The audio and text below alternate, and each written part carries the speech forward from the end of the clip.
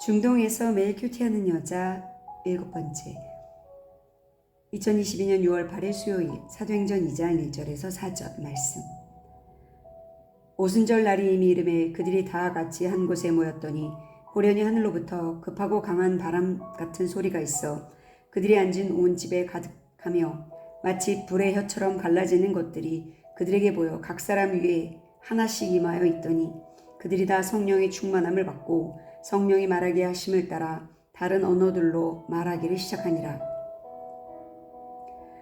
예수님의 약속대로 믿고 가난하고 간절한 마음으로 기다린 자들에게 강력한 성령님을 보내주신 신실하신 하나님을 찬양합니다. 오늘 제가 터키어 고급 패스 시험이 있는 날입니다. 저는 지난주 중시옷 협대회 참석하느라 4일이나 온라인 수업에 참석하지 않았습니다. 그리고 어제 모의고사도 보지 않았습니다. 근데 오늘 4절 말씀 중에 성령의 충만함을 받고 성령이 말하게 하심을 따라 다른 언어들로 말하기라고 기록되어 제게 말씀하십니다. 성령의 충만함을 간구합니다. 믿습니다. 오순절 날이 이미 이르렀을 때였습니다. 이스라엘 3대 절기 중에 하나가 오순절입니다. 맥주절이라고도 하고 칠칠절이라고도 하는 절기입니다. 절기를 주신 이유는 예수님의 그림자라고 배웠습니다.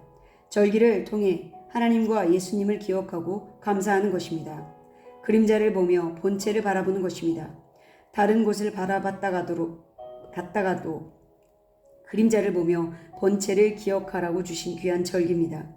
오늘은 이미 오순절을 지내고 있던 그들에게 그날이 되어 기다리던 성령님이 강림하셨던 것입니다. 한 곳 마가의 다락방에 모였을 때 오로지 120명이 기도만 힘쓸 때 하늘로부터 급하고 강한 바람 같은 소리가 있어 앉아있던 온 집에 가득 찼다고 했습니다. 하늘로부터 호련히 말씀을 묵상할 때 세례 요한이 예수님께 세례를 줄 때 있었던 사건과 연관이 되었습니다. 호련히 하늘로부터 성령이 비둘기같이 같은 성령님이신데 그때는 비둘기로 오셨고 오늘 본문은 강하고 급한 바람 같은 소리를 내며 불의 혀 같은 것이 각 사람의 머리에 하나씩 임했다라고 합니다. 불의 혀를 상상해 봤을 때 저는 모세에게 나타난 가시떨기 나무에 붙었던 불이 떠올랐습니다. 분명 불인데 나무를 태우지 않는 불이었습니다.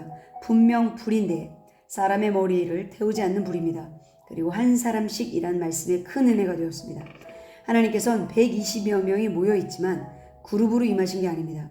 머리카락을 세신 받으신 하나님, 모태에서 나오기 전에 말씀으로 각 개인을 조성하신 그 하나님, 구원의 길도 부모나 친구의 믿음에 묻어서 얻는 구원이 아니라 철저히 개인의 믿음으로 한 사람씩 심판대에 세우신 하나님, 개인적으로 아주 깊은 관계를 맺기를 원하시는 아버지 하나님을 더 깊이 묵상합니다. 새 자녀를 하나님께서 우리 가정에 허락하셨습니다. 자녀가 셋이지만 엄마로서 관계는 개인적입니다. 같은 뱃속에서 나왔지만 서로 닮은 구석이 하나도 없습니다. 쌍둥이도 마찬가지라고 합니다. 얼마나 우리 하나님은 한 사람 한 사람을 전부인 것처럼 사랑하시고 돌봐주십니다. 이렇게 말씀 앞에서 서 있는 지금 이 순간 가장 밀접하게 저와 만나주시고 말씀해주시고 안아주시고 함께해 주십니다. 이리도 개인적으로 깊은 영적, 인격적, 감정적, 아름다운 관계를 맺어가 주시는 사랑의 하나님을 찬양합니다. 그렇게 불이 임한 모든 사람들이 성령의 충만함을 받았다고 합니다.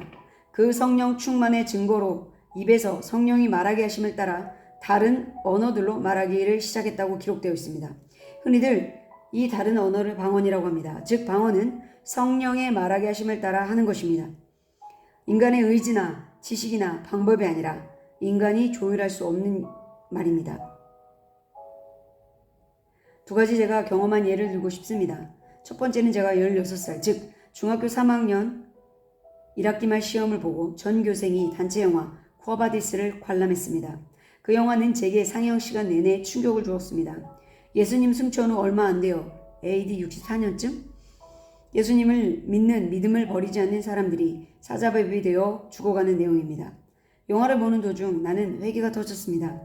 예수님을 믿는 것을 가볍게 생각했던 것을 회개했고 앞으로 죽음을 각오하고 예수님을 믿어 배교자가 되지 않겠다고 울며 기도했습니다.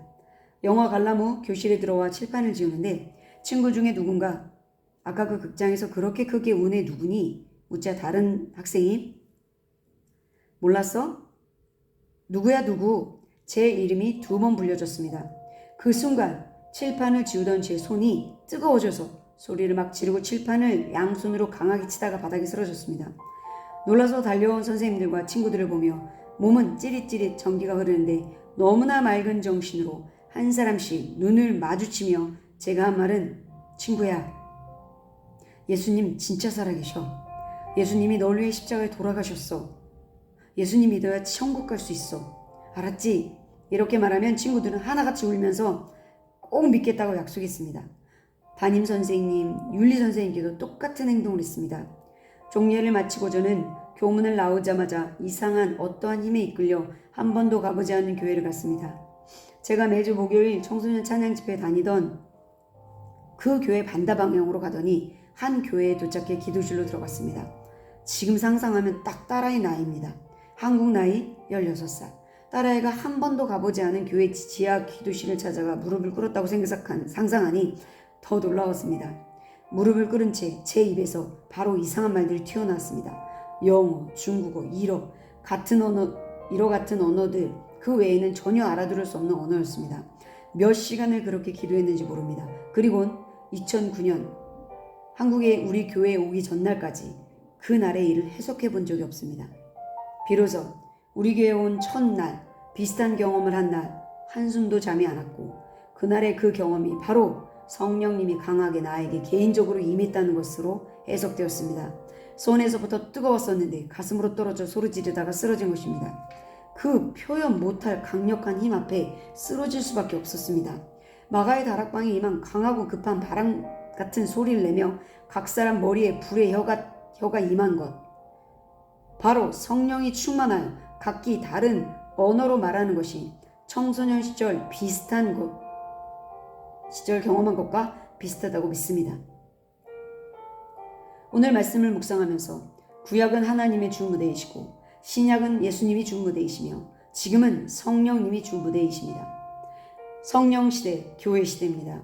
세대가 교체되는 순간을 오늘 묵상한 것입니다.